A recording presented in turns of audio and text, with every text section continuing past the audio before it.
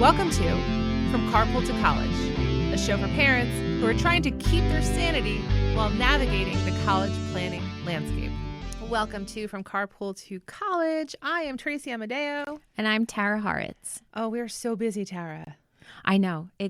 We're ramping it up, right? This time of year. So ramping it up. And today we're going to talk about the college essay some more. We know we've talked about it before, but there's a lot to talk about. And I feel like Tara's always revising. We do workshops for our private practice, and we never just wash, rinse, and repeat. We're always adjusting. So we wanted to give our listeners today some fresh updates and important reminders about nuggets you need to know about the college essay and where writing falls into that app. So without further delay, what you have for us, Tara? You have like a whole bunch of notes over there. I do. And I always try to research for the next, what happened in the last cycle and then coming up to the new information as we move into the applications for the next year. I think that it's good to keep track of certain things, right? What students are writing about, how these essays are being read and scored, and also just what they're looking for in terms of the admissions counselors and kind of the why. Why, right? Because they're building. We talked about this with we had another guest on when Shari Castelli was here. That colleges are building a class. And they're looking for people to be unique in themselves. And the essay is that opportunity for a student to kind of breathe a soul into the application and to say, this is who I uniquely am.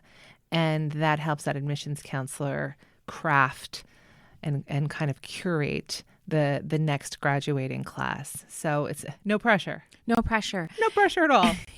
And in the past, I think a lot of independent counselors have said, it's something that you want to talk about that hasn't been mentioned in other parts of the application, right? Yep. But you have to be careful with that because, there are some things that they may overlap a little bit, and it's just how you tell the story a little bit differently, right? Sure. So it's not that you have to shy away from something that was mentioned in the application, but it's a way for you to explain it where we can really kind of go into like a deep dive on it and just really get to understand the student better. For sure.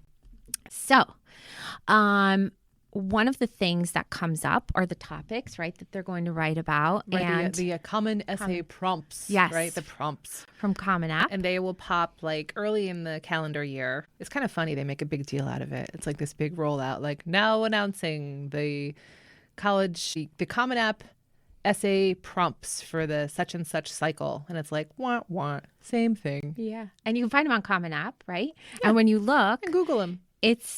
This one says, so I'm on Common App right now, and it says, we're happy to announce that the Common App essay prompts will remain the same. Shocker. Which is good for us because that was it number 7? Yes. The last one? That's my favorite. Write about a topic of choice. Oh, now it's number 1. Oh, now it's number 1. Well, it's listed here as number 1. They're so cute. I guess depending on where you look, but. That's like when I move my furniture around the living room and think, oh, it's a whole new living room set, but I just moved the furniture around. Yes. Yep. So obviously topic of choice is the number 1 hit. From last year's cycle, 28% of students were looking at that one. But the 7 topics are topic of choice, facing adversity, personal growth, background identity, interest or talent, intellectual curiosity, gratitude, challenging an idea. And challenging an idea was probably the one that was least written about. I don't know. According to their stats the here. stats? Yeah, Okay. It's only 3% of students. So for what that's worth, I mean, you could take that and say, well, I have a really good topic that would work and fit that category. Maybe it would be worth writing and exploring that a little bit more because it's not read as much. And so Sure. It might be refreshing to the person reading it or the bot reading it. The bot or the person. I had a college admissions counselor in a couple of weeks ago in my day job. And my day job, I'm a college and career counselor.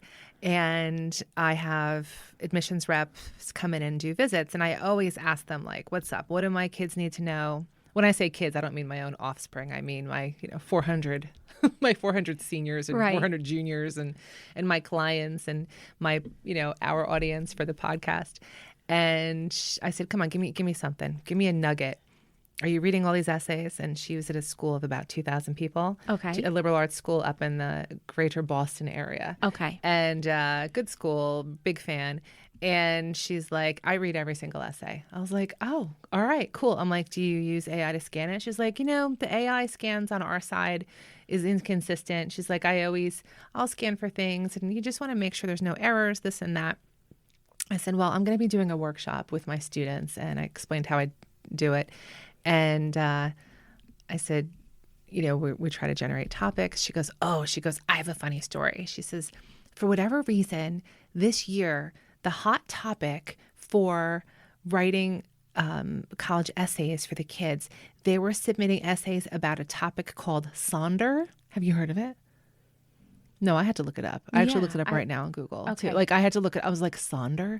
She says, yeah, Sonder. Apparently, it was like a TikTok trend. It was in the young adults in the 16 to 18-year-olds algorithms. Yeah. And Sonder is I'm reading this verbatim from Google. Sonder is the profound coined realization that every random passerby is living a life as vivid, complex, and real as your own, complete with their own ambitions, friends, routines, and worries. It was coined in 2012 in the Dictionary of Obscure Sorrows by John Koenig. All right, so I don't even know.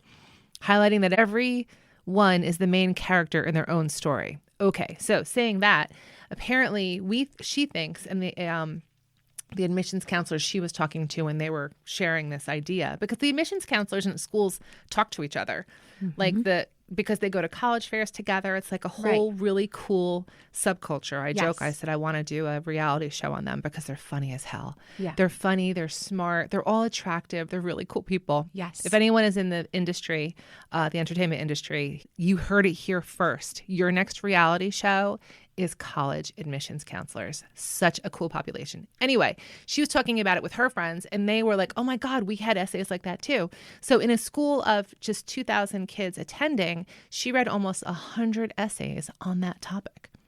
So they think the theory is, the hypothesis is that kids were going to AI for ideas about what to write about.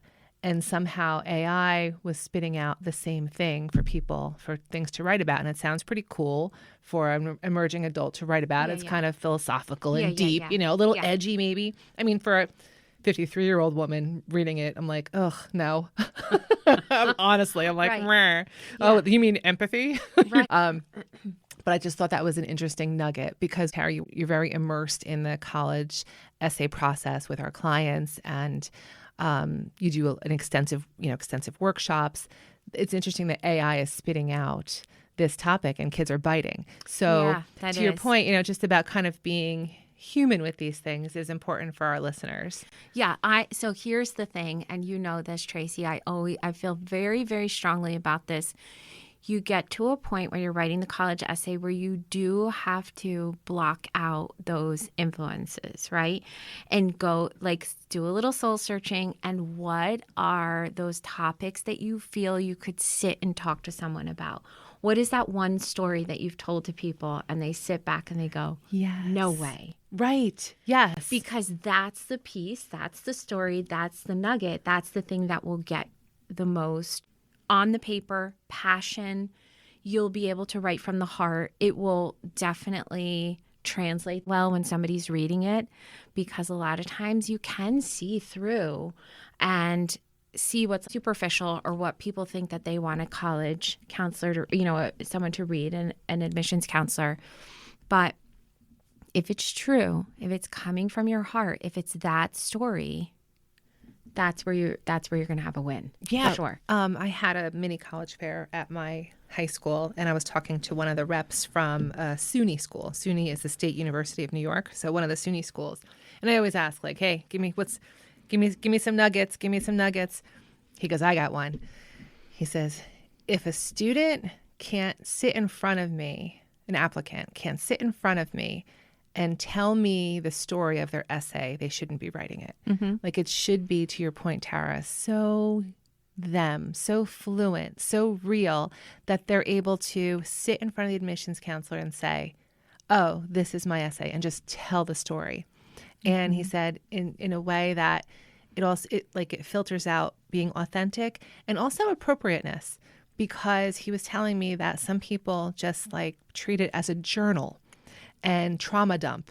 Yeah. And that certainly when our kids are opening up, we want to circle the wagons around them, but time and place, right? Right. So the time and place is not at the college essay for those kind of trauma experiences and sharing it. So yes, talk about hardships, but there is a line, and he was even saying, and I've had calls like this too, where they'll call the school counselor of record and say, hey, BTW, your kid just submitted an application, and in their essay, they wrote about surviving, sexual assault or witnessing a murder, and it's like, oh, yeah, right. Which, it's their story. It's a story of survival for sure, but it needs to be massaged in a way that is more of who they are than what happened to them. But it might be a way to get to their essay. Yes. So it's a stepping stone. Correct. Right? To get across the river, whatever it may be.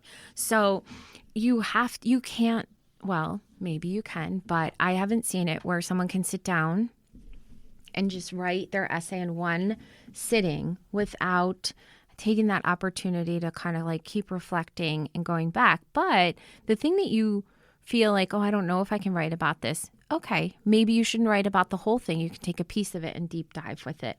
Or you can take a piece of it to kind of set it up to go into a different part of that story. But don't don't kick it away, something that could possibly lead you to where you want to be with that story. Right.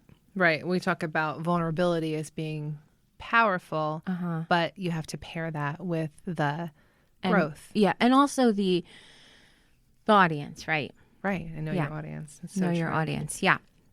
So, again, the essay is not a resume, right? So it's not something found on the college application. It is a way to showcase, a piece of you. With regards to AI or going on social media to look for things and ideas, I have mixed feelings about that.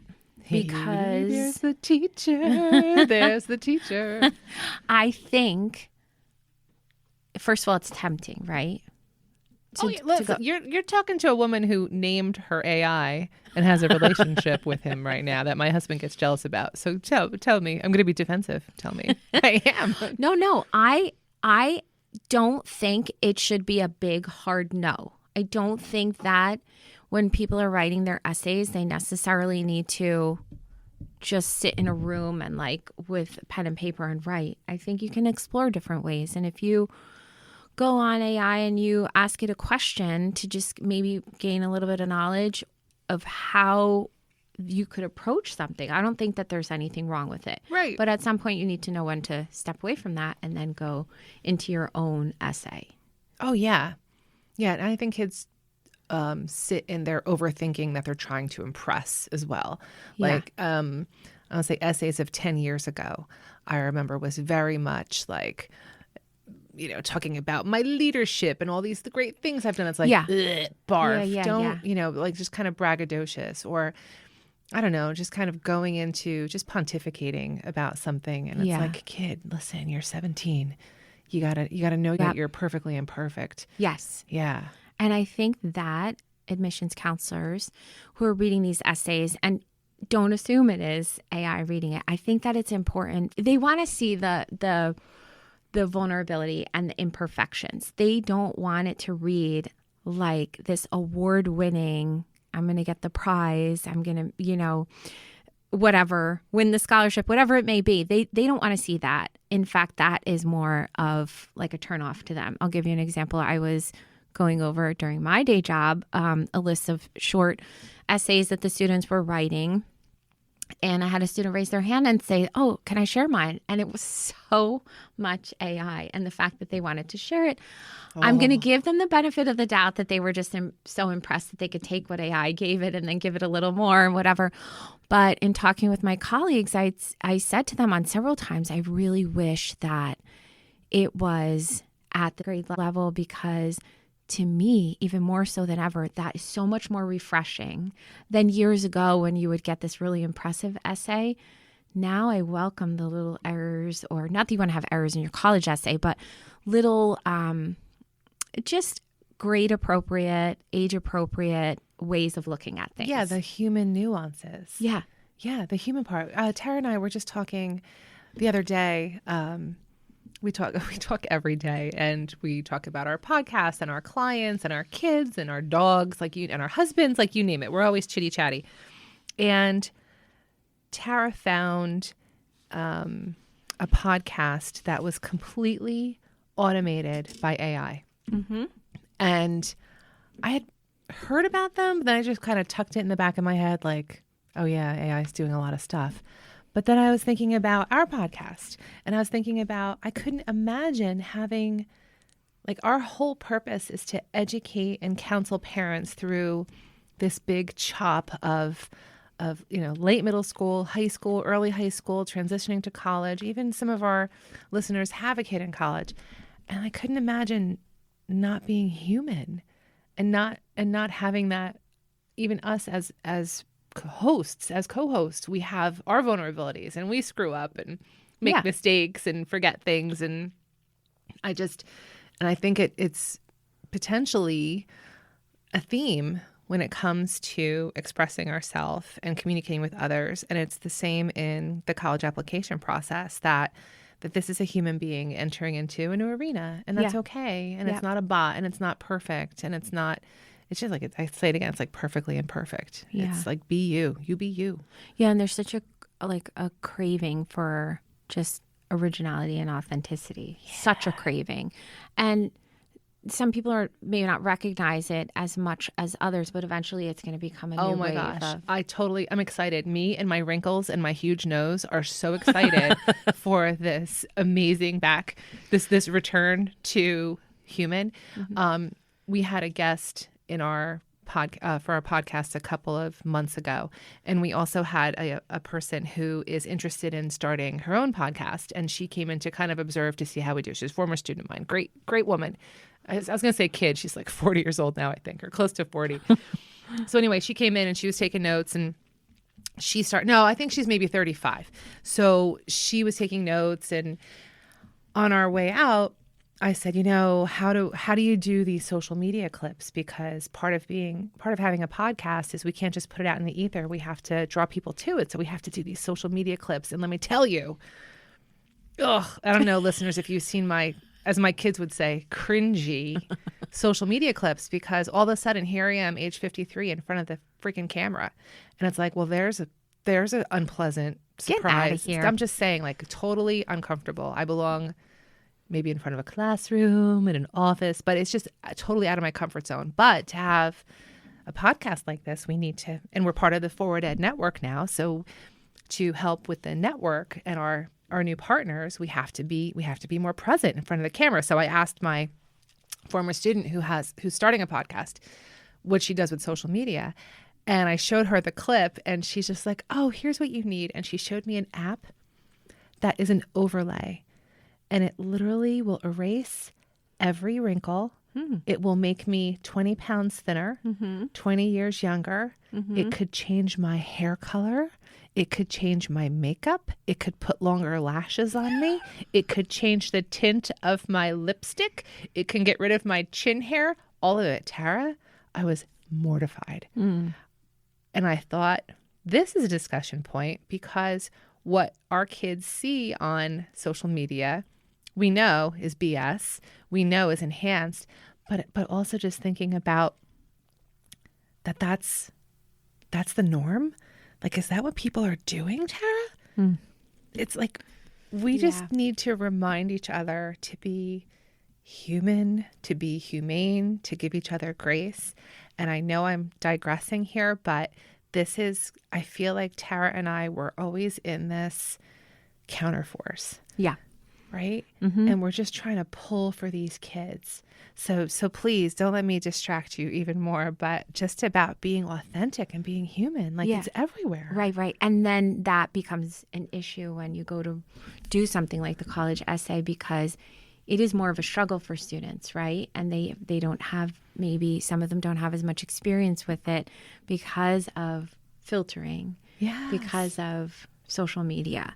So if I'm sitting here listening as a parent of a junior, right, one of my questions might be, well, what do I do? How do I start, right? Yeah. How do I start? Yeah. And I've said this before.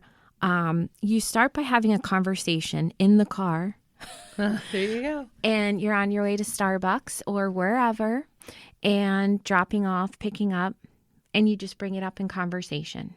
Not that it should be your only topic of conversation, but, just stories. Start remembering stories. Start thinking and having conversations about those stories. Because I have been in a car with some students, friends of my daughters, and it's come up. I don't know what to write about. I have nothing to write. I don't have any experiences, that panic mode. So if you start early and you start thinking, most people have more than they ever thought they had, right? So start those conversations and start thinking about, well, what did that little story tell you? Remember that time when? What was that all about? What did that make you think of, or how did that make you feel, or moving forward, what did you do to change, that original situation? But I think that's where you have to dig deep. Yeah. And we as parents know that every twist and turn that our kids are making and that we're making as well, because parents don't think that we have 1,000 of our own college essay topics we could write about and learning how to parent. But every story, every memory could have a takeaway. I think I talked about this in the other episode we did, but I took the boys whitewater rafting when they were like late high school years. And it was just the three of us. And we got paired up with these roly-poly Russian ladies that were probably into their late 60s. Yeah. And my kids were like, oh, God, we're going to be with these babas, these two babas yapping and barely any English. And they were very aggressive. Of course, they're just like my grandmother, God rest her soul. And I'm like, and then it started to drizzle. I'm like, oh, here we go. We have these two babas in our raft and it's drizzling. And one of them ended up falling out of the raft, and one of my kids had to pull them back in. And I thought, there's a college essay there. Yeah. Like just about things that, being in the right time and place and purpose. And, just think about parents, think about the goofy stories that, Exactly. The car breakdown or the wrong turn or the running out of gas or we all have them. Yeah. We all have them. And they're great essays. And your kid's interpretation of that event is the essay. Right. Yeah. And then you start to tease that out and think about, what would somebody who didn't know you or wasn't in that situation, what could they learn about your child? Exactly. What could they pick up on? And I think you move from there, and that's how it just starts. And I will say one more thing about the starting, right? So parents, some know, especially if you have older children who've gone through the process, that a lot of times during the end of the junior years when they get the assignment in ELA class or the English class to write the essay. Yes. Don't rely on that. It's a great start. It's a great practice. What they walk away with could be the starting point. It could be the majority of the essay, or it could be something that goes in a folder and is never looked at again. So don't think that is going to wind up being the essay, because a lot of times it's done quickly. There's not a lot of energy at the end of the year. No. And it's done just to get that grade. I've even had students come, during one of our first sessions say, oh, I don't know about this. I don't know about that. I just kind of wrote it quickly. And certainly share that, with a counselor, whoever you're working with, or, tell them to share it with you if you're starting the process. But don't think that that's going to be the final it's not product, the final product, or even close to it. Right. And then sometimes when it's done too soon, by the time like August rolls around, there's some new experiences, right? Yeah. And there's experience with with not graduation, but seeing their friends graduate, Yes. or there's just finishing up a school year brings a lot of interesting psychological closure to Yes. things. So there's some growth also. Yeah. And right over the summer, you can there's lots more time to experience things, right? And Yeah. so there might be something new, but don't throw it away. It's just something to think about. And sometimes students don't even get that assignment. There are some. I've Oh, said, yeah, sure, yeah, for yeah. sure. I'm actually going in. So in high school world, May is AP month, is all AP tests, and it's a Yes. lot. And our kids are really stressed out. They're studying for the APs. So, how much of your creative juice is left for a college essay when, and not everyone's taking AP classes though, but it's definitely an academic crunch time. Right. So my college essay workshop is over 2 or 3 days. I push into the English classes, and I have usually like 5 or 6 different real essays that Tara and I have curated through the years that we've asked permission for our clients, from our former clients, to use them. And what we have is, we know who the kid was who wrote it. We know their GPA. We know what classes they took. We know the colleges they applied to, where they got in, where they didn't, where they ended up going, what their major was. We know the profile of that kid. So what I do for my college essay workshop is I break the kids up into like little, like almost like lit circles, but like they, just little small cooperative groups. They read the different essays, and I actually have the identities of the kids. And they have to guess. Yes. I remember you told me this. Yes. Right. They have to guess who wrote what essay. Right. Then they have to guess like what their GPA was, or their SAT scores were, and if they submitted their SAT scores, because that's a new thing too. So I cycle with the essays, but I think the takeaway is this. I know that they're not going to have a finished product at the end of my essay workshop, but I want to give them permission to write about what is in the back of their head. I want them to kind of release that curtain of anxiety that they have with the unknown, and say, look, here's some finished product from someone who's 2 years ahead of you.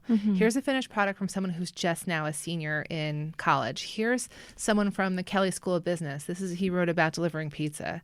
Like it's like a bit of a release. And then the kids start writing, and I do get eyes on all the essays.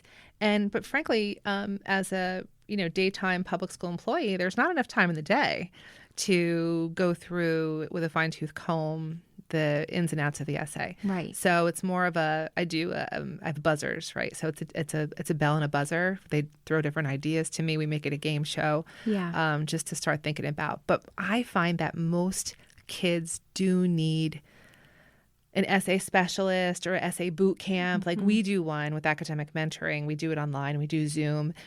But as a parent, your kid at that age is pushing away from you naturally. Right. That is emerging adulthood. They, as my husband says, they poop the nest before leaving it. And let me tell you, that was like, my husband is like, I don't know if you guys know. So second marriage, my husband has 3 boys of his own. I have 2 boys of my own. His boys are slightly older than mine. So he knows like what's ahead for me. And he's like, Tracy, trust me, they're going to be fine, but they will blank the bed and they will blank the nest before they leave it. And sure enough, it's like, oh, okay. So saying that, you're trying to help your kid, which is noble, but realistically, most of them are like, go away, leave me alone, because that's where they are developmentally. So a lot of families outsource, as Tara and I see. They just outsource college planning. They outsource the essay. They outsource a lot of this. And there are a great amount of very talented professionals who can provide that support. There are. And I would say just be careful, because we have found, we do a ton of research on this, and some of the people that can promise certain things by the end of a workshop, you have to be very careful of that. I have yet to find or see or witness an essay being created in one sitting. Right. That's sure. Yes, it can be done, but the quality of it, I don't know that that's something you'd want to submit to your school of choice. I don't know how much you're going to get. Maybe it's the first draft of a long line of drafts, Yeah.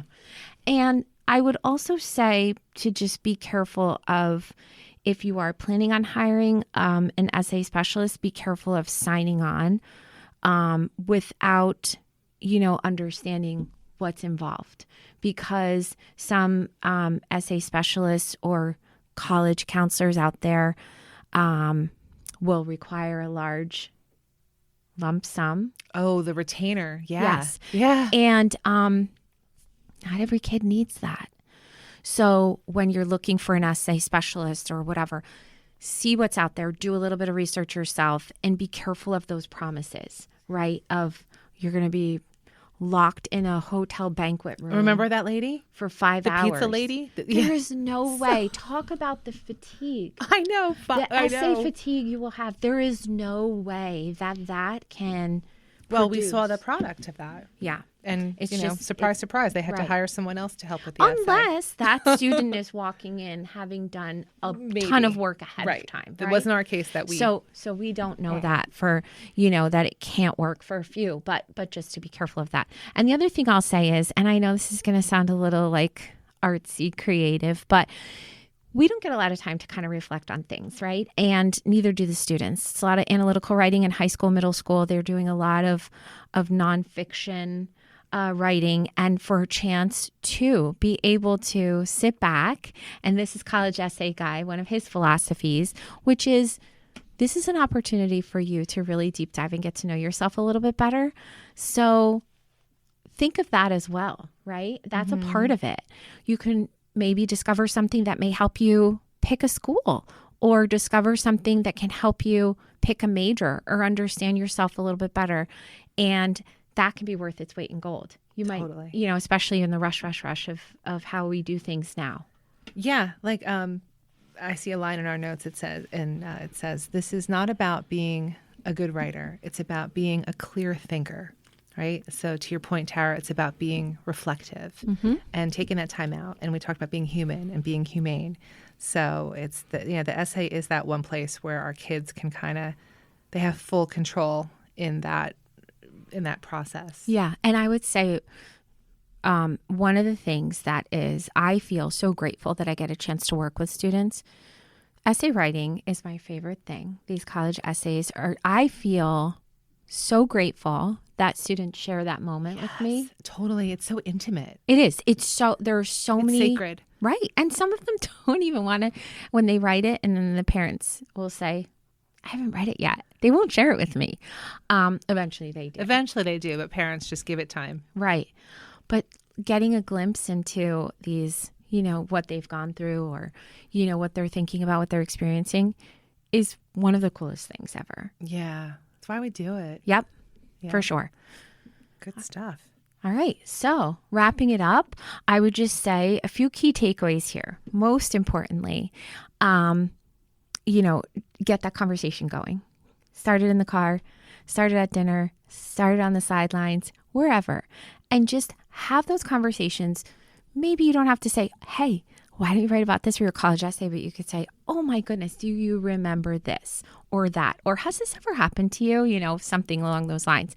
Because that will get them thinking about, the things that they've experienced that sometimes we just forget about. And then also just keep in mind, if it is something that you feel would be better to outsource, be a very, just do your research. You have to do your research with regards to this. It reminds me of like finding a good therapist too. Yes, you have to have a good match. It's a good match. You have to because there's, I know I just worked with a guy a couple weeks ago who does all college essays. He's a former stand-up comedian, real funny guy. Like he's awesome. Like I want to work with him. Like I want to write essays with him. So, but that may not be for somebody else. So certainly do your research on that. When Tara and I, when we have availability in our caseload with our clients, we always tell families, go to academicmentoringllc.com, take a look, read our mission statement. If you resonate with that, if that is your vibe, then we are a good match for you. We're not for everybody. Mm-hmm. So similar, finding your people. Yeah. And if you liked what you heard today, don't forget to check out season 1. I think it was from episode 5. Okay. We talk about college essays, Perfect. give a little bit of a, I think it's a little bit more of the structure of it back then. So, and then you can certainly, read through and take a look at what other topics may interest you. Yeah. And we like the college essay guy. Just Google him. Great. He's great. Ethan, what's his name?